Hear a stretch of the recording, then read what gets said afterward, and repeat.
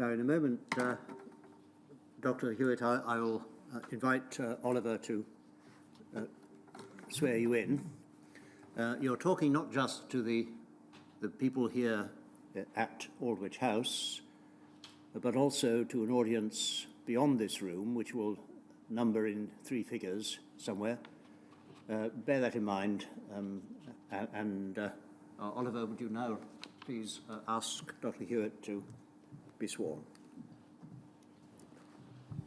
Please state your full name. Patricia Elizabeth Hewitt. Thank you. Please repeat after me. I do solemnly, sincerely and truly. I do solemnly, sincerely and truly. Declare and affirm. Declare and affirm. That the evidence I shall give. That the evidence I shall give. Shall be the truth, the whole truth and nothing but the truth.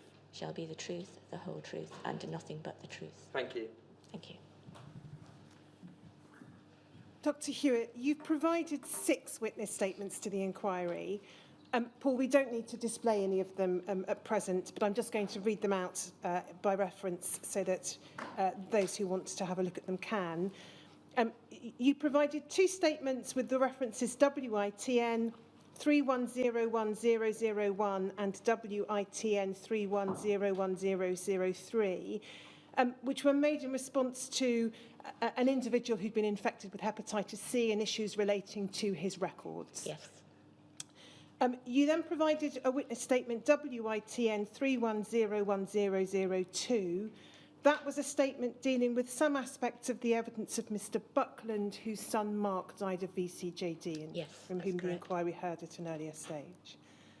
You provided a statement WITN 31010004 in your capacity as member of the appeal panel of the English Infected Blood Support Scheme. Yes. And you were asked to do that by NHS BSA. That's correct. And then you have made a rather longer statement, WITN 31010006, regarding various aspects of look back. Yes. That was made in response to a request from the inquiry to NHSBT, and as I think we heard yesterday, it's been answered on behalf of NHSBT in the form of 3 statements, one from Dr. Williamson, who the inquiry heard from yesterday, one from Dr. Robinson and one from you. Yes. And am I right in understanding that in terms of who answered which questions that were posed by the inquiry, essentially NHSBT and its legal team allocated questions according to who was best placed from their own knowledge or experience to answer the particular question? Yes, we had a meeting to determine that, and I think a lot of it fell to Dr. Robinson, and I volunteered to take on some of that, the more practical aspects where I felt that I could be perhaps of more assistance than she would be able to. And we'll come back to a number of aspects of your statement relating to look back in due course. And then finally, WITN 31010009 is a witness statement made in response to a request from the inquiry posed directly to you, and that covers aspects of your work at the North London Regional Transfusion Centre and aspects of your work at the National Blood Authority and NHSBT. Yes, that's correct. And it will probably be obvious from what I've already said, but you're not the Patricia Hewitt who was a minister within the Department of Health. No, that did cause confusion at some points when she was a Minister for State for Health, yes. Now, I'm going to just ask for an overview of your career. You qualified as a doctor in 1975. Yes, that's correct. And then, can you just outline for us the nature of your work between 1975 and 1984? Yes, so after qualification, I did the statutory, at that point, year pre-registration house officer posts, 6 months in medicine and 6 months in surgery. And my 6 months in medicine included looking after the patients who were admitted under the care of the haematologist at that hospital. And that was when I first became interested in haematology, as he is a really inspiring person. After that, I thought I wanted to pursue a career in haematology, but I decided to try a couple of other things first. And I did a 6-month post in paediatrics, which included looking after children with acute leukemia. and a 6-month post in anaesthetics, which taught me not to be afraid of unconscious people. And then, having decided I really did want to do haematology was actually at the point of changing from being a purely laboratory subject to being a subject where haematologists looked after their patients on the wards. And it was really necessary to do a qualification to become a member of the Royal College of Physicians before specialising in haematology. So I then did a 15-month rotation post at Northwick Park Hospital in 3 different medical specialties, one of which included looking after the inpatients with haematology, but that was coincidence. I obtained my membership of the Royal College of Physicians and then needed to find a post in haematology, and I think I wrote to 2 or 3 departments of haematology in London, and Professor Stewart at the Middlesex Hospital Medical School invited me to go and see him, and I went to see him and was introduced to people within the department, was shown round, and was then asked when did I want to start.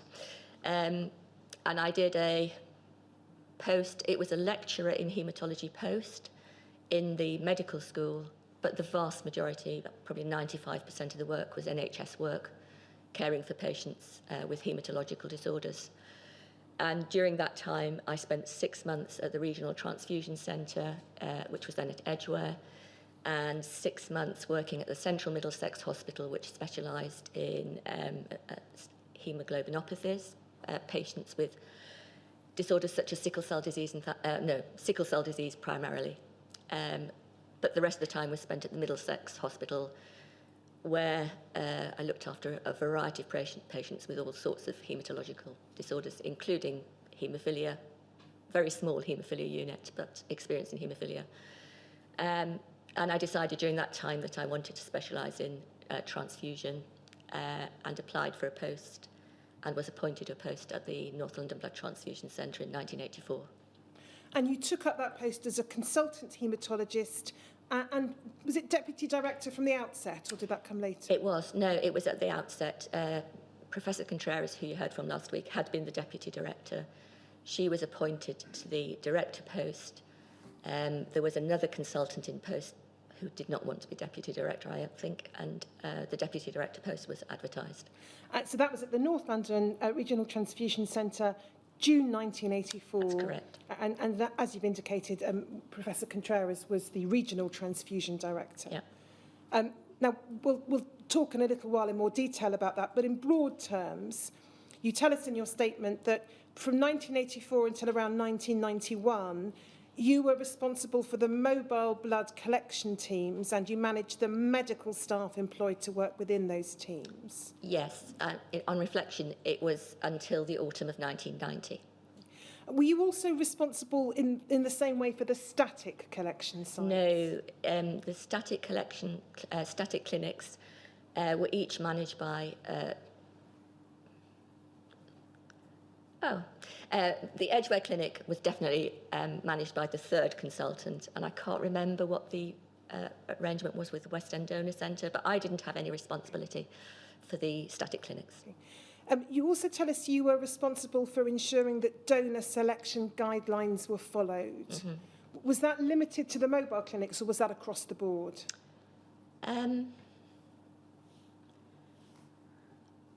I've never really thought about it that way. I think it really was the mobile clinics, because the static clinics were answerable to other people.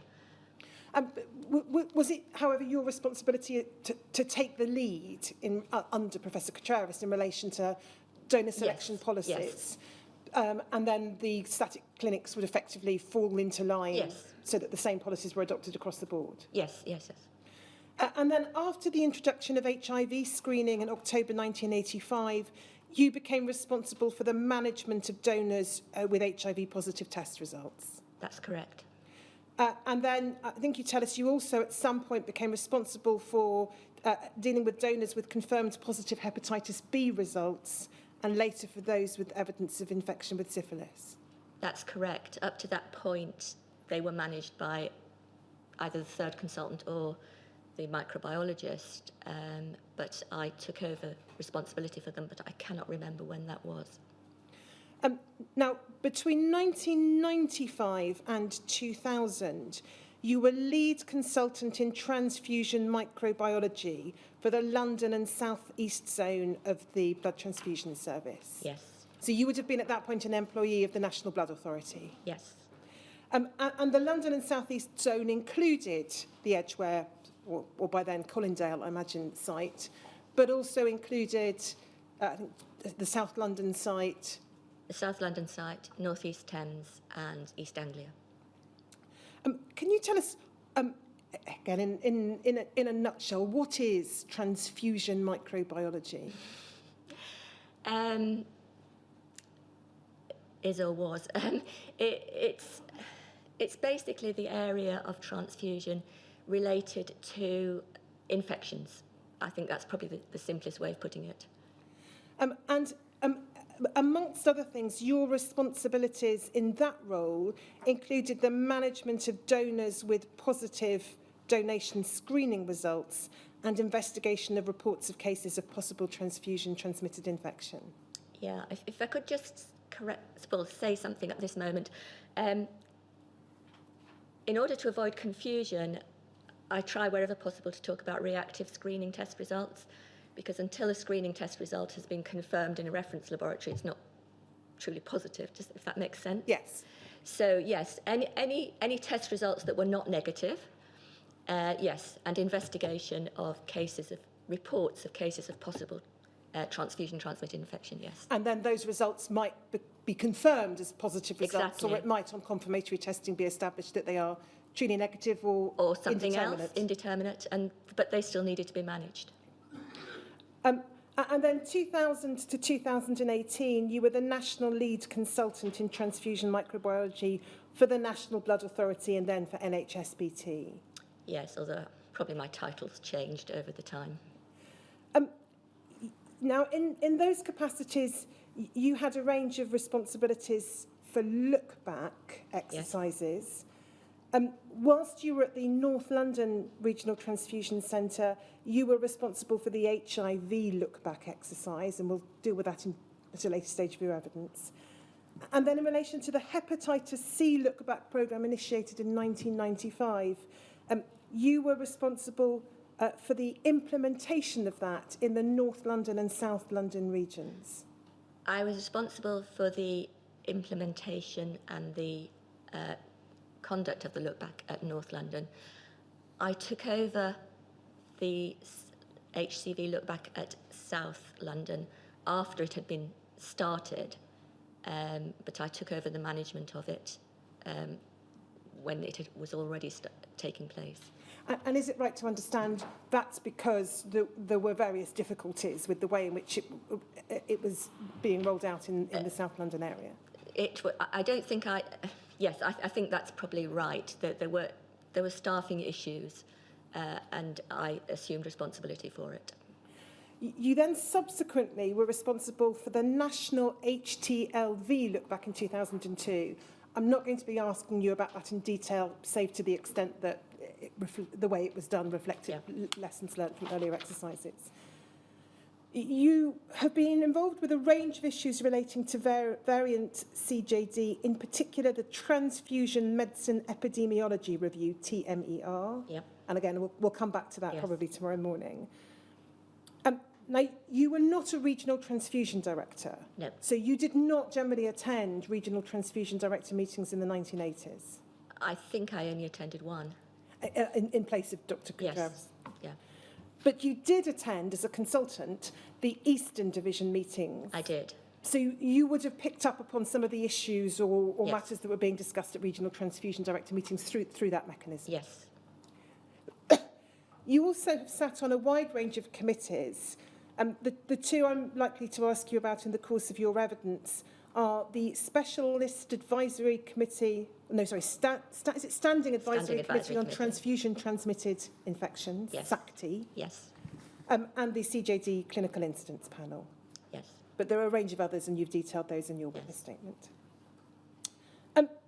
You tell us in your statement that when the hepatitis C litigation was announced, you were nominated by Dr. Robinson, who was the director of the National Blood Authority, to act as a liaison between the NBA and its legal team. In very broad terms, what did that entail? That entailed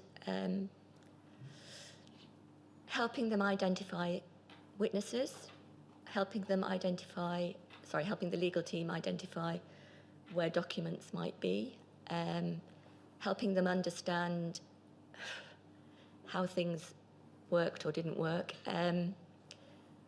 attending a lot of meetings with witnesses, reviewing evidence, reviewing documents, attending court when the case finally came to court with the legal team. I can't even remember how I did my day job, actually. I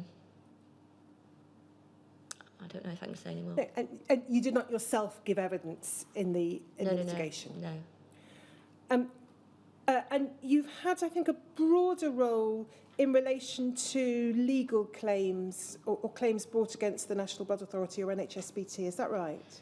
Yes, for a period from, I think it was 1995 until 2010, I was what was called the clinical claims manager for the National Blood Authority, which, broadly speaking, meant that any letters about potential claims would or should have come to me, and I would then, having reviewed the information, pass on to the NBA legal advisors, and again act as a liaison between them and the relevant individuals or parts of the organisation that needed to respond and provide information and possibly witnesses. But it was that was in that context. And am I right to understand that part of your responsibilities, not necessarily in that particular context, but more generally, have included, on various occasions, trying to ascertain in individual cases the existence of links between transfusion and infection? Yes, because part of my primary role was investigating cases of possible transfusion-transmitted infections, which we always did very methodically at North London, and try and reach a conclusion as whether this was indeed a transfusion-transmitted infection, because that's a very important piece of information, I mean, for the individual and for the organisation. And that work's not been limited to North London, I think, so perhaps reflecting your national role. Yes, latterly, yes. The inquiry's certainly seen letters from you in individual cases which have looked at what records do or don't exist in relation to an individual, and whether there is any documentary trail which establishes a link between transfusion of blood or blood components and infection. Yes.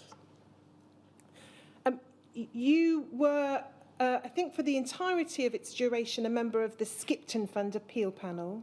I was, yes, I was a member from its from the time it was formed. And then when the Skipton Fund ceased to operate and the English Infected Blood Support Scheme was set up, you became a member of its appeal panel. That's and correct. are you still a member of its appeal panel? I am. And I'll ask you some questions about that at a later stage of your evidence. Can we look at one of your witness statements, please? It's WITN 310106.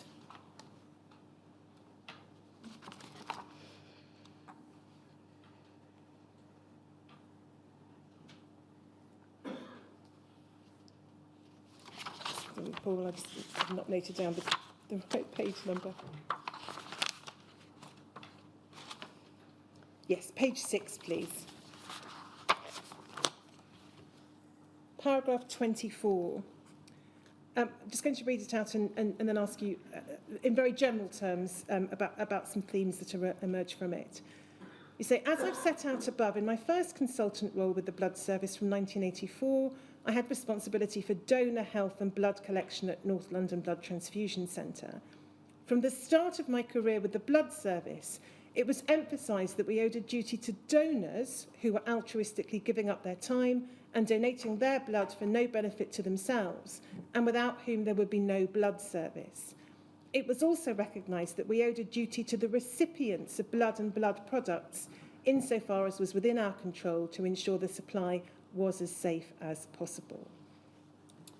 And I just want to explore with you in very general terms the ways in which a blood service might be able to comply with that latter duty. And I'm not talking here about legal duties, but about what you described there, the sense of responsibility that the blood service had to the recipients of blood and blood products. So 3 ways I want to explore with you briefly of potentially making blood and blood products that are supplied safer. The first, is this right, would be through not accepting donations or not using donations from donors who are or may be at risk of transmitting infection. Yes. So that's having robust donor selection, donor screening policies in place. Yeah, donor selection processes, exactly, yes.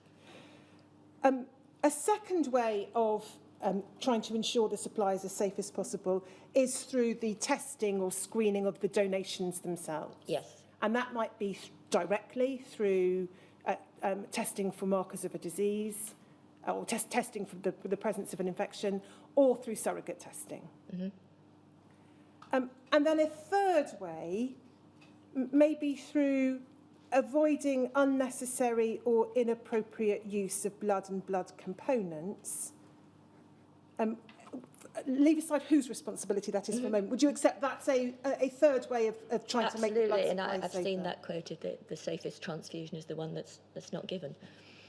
And so those first 2 elements, donor selection and testing or screening of donations, they're the direct responsibility of the blood transfusion service. Yes.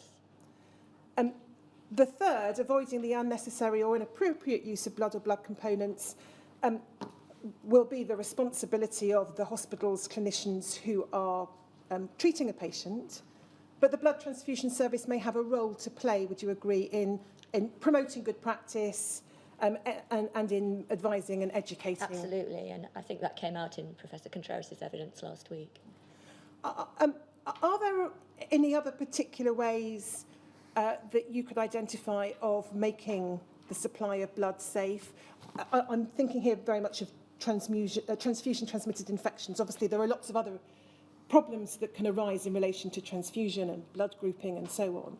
But specifically in relation to infection, are those the 3 principal ways, or are there Those others? are the 3 principal ways, but I think you touched on some of it, other ways yesterday with Dr. Williamson. So, for example, she talked and explained in I think, quite detail about leukodepletion, which is another way, which is a way of removing some of the harmful effects, including infection. And she also talked about treatment of fresh frozen plasma to remove viruses or to inactivate viruses. So those would be additional methods. So we would add to the donor selection, donor screening, and avoiding the unnecessary use of transfusions, we would add treatment of blood where possible. Yeah, I think so. Might we also add records and reporting? They would indirectly influence the safety, because clearly, unless adverse events are reported and investigated, then remedial action can't be taken. I mean, we know it today in one form as test and trace, perhaps. Yes. But I'm not suggesting there's a direct equivalent, but it is important, isn't it, to keep records so that there can be a tracing and, for that matter, an elimination of any unsafe practice that might be making things worse. Absolutely, because unless adverse events are reported and investigated, one can't be certain that that there aren't some failures at some point in the system that just haven't been detected. So it's really records, reporting and investigation where indicated. Yes. Thank you. And we'll look at some aspects of that, particularly in relation to the North London Regional Transfusion Centre in due course. So I want to turn next to Just asking you to help us understand a little more the arrangements at the North London Centre for the collection of blood. Now, you've told us that in relation to the static clinics, and I know you didn't have the same responsibility for those as you had for the mobile sessions, but the static clinics, you tell us in your statement, there were 2 when you joined, one actually at the Regional Transfusion Centre in Edgware, and then the West End Clinic. Yes, that's right. And then a 3rd clinic established in Luton at some point. Yes.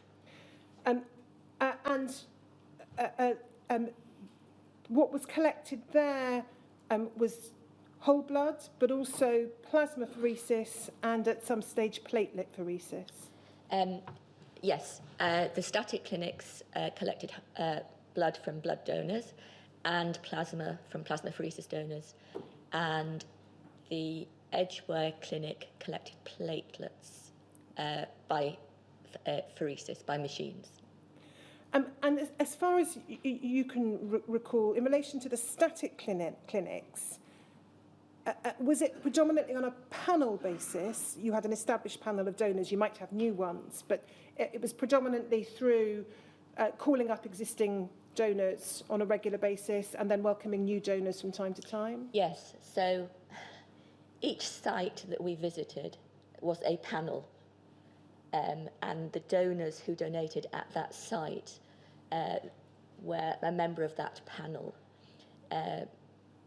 And so when we would be due to hold a session at a particular site, eligible donors from that panel would be invited, but there would always be new donors, either completely first-time donors or new donors to that site who donated elsewhere. So a panel would consist of a number of donors who'd been invited, but then a number of donors who hadn't had an invitation but arrived to donate. In relation to the mobile sessions, those were held at a range of different community Yes. settings, so there might be town halls or other community locations. And would that be across the whole area that the North London Regional Transfusion Centre covered? Absolutely. From central London, we had mobile sessions in central London, but right out into the furthest reaches of our territory, which was Bedfordshire. And that too would be a mix of your established panels and then the walk-in donors, would it? So if you were going to a town hall somewhere in Bedfordshire, you would send out invitations to your existing panel of donors saying you were holding a session on such and such a date in the town hall there. Yes. But you might then also have donors who had not specifically been invited. We always would have people who had not been invited, yes. It would have been severely disappointing if we didn't get any new donors at a session. And then you would also hold mobile sessions at workplaces Yes. for employees. Yes. And was that quite a major part of the donor collection Yes, practice? definitely in the 1980s. I would say that certainly at North London, probably half our sessions were workplace sessions, which meant that they were restricted to employees of a company, a firm, or several firms put together, and were not open to the general public to walk in.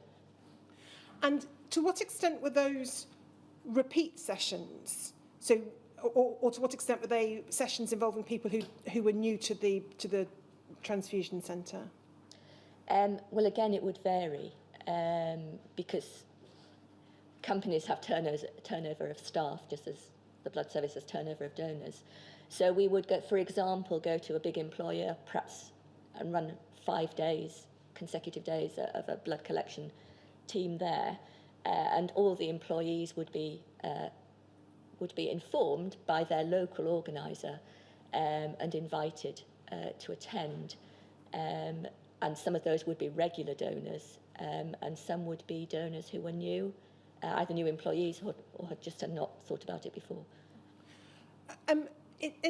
In general terms, were there particular strategies or measures that could be taken to try and get more donors? So to, whether by way of publicity or advertising or other measures? Yes, a great deal of that was local.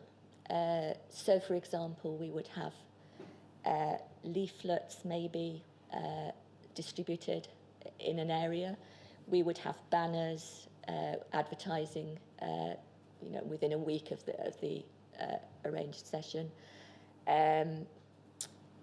We would attempt to have pieces in local newspapers, and on occasions when there were shortages of blood, we would have radio appeals.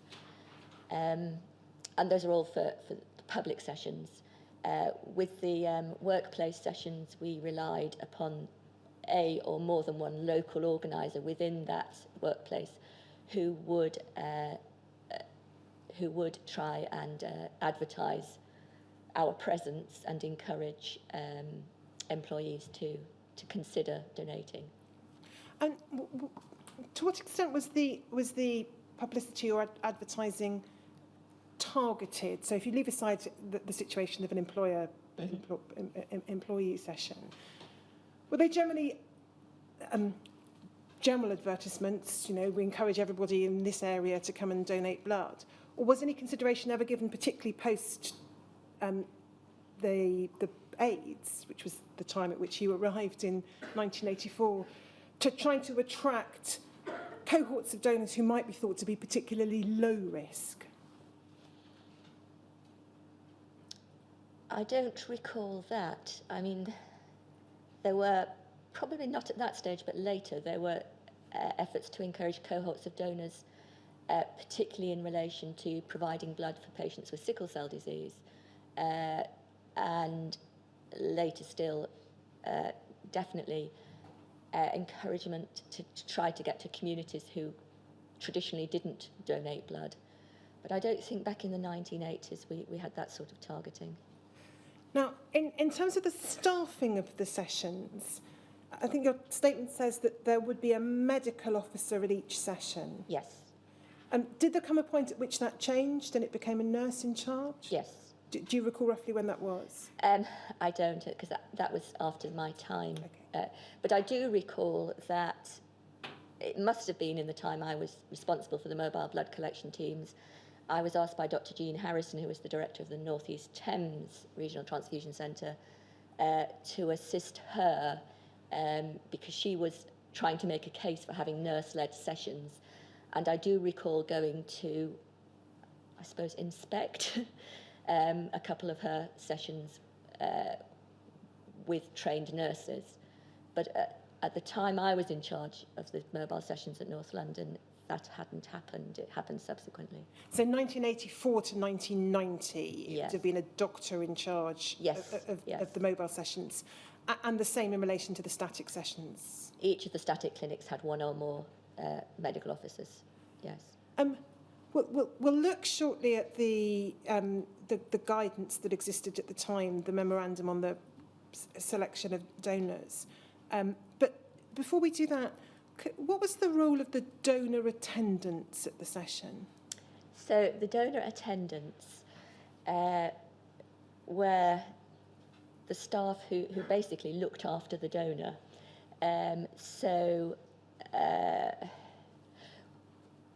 From the point at which the donor had a finger prick test to check that the haemoglobin level was sufficient for them to be able to give a donation of blood, that was carried out by a donor attendant.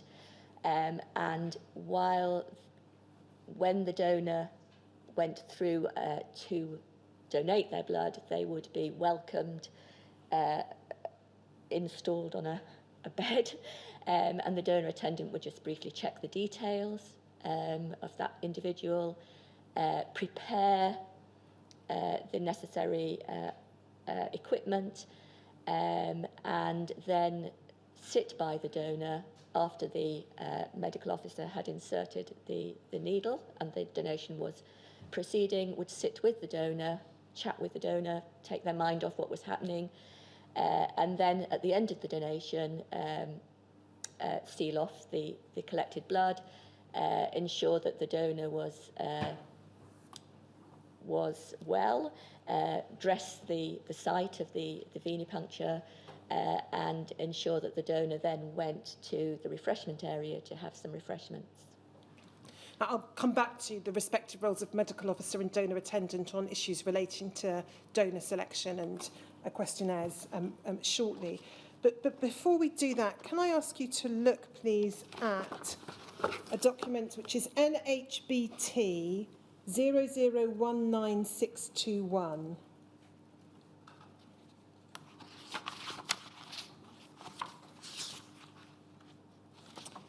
Now, this is a document headed Note of a Meeting with Dr Patricia Hewitt, Deputy Director of North London Blood Transfusion Centre at Deansbrook Road, Edgware, Middlesex. If we go to page 20, we'll see there's a reference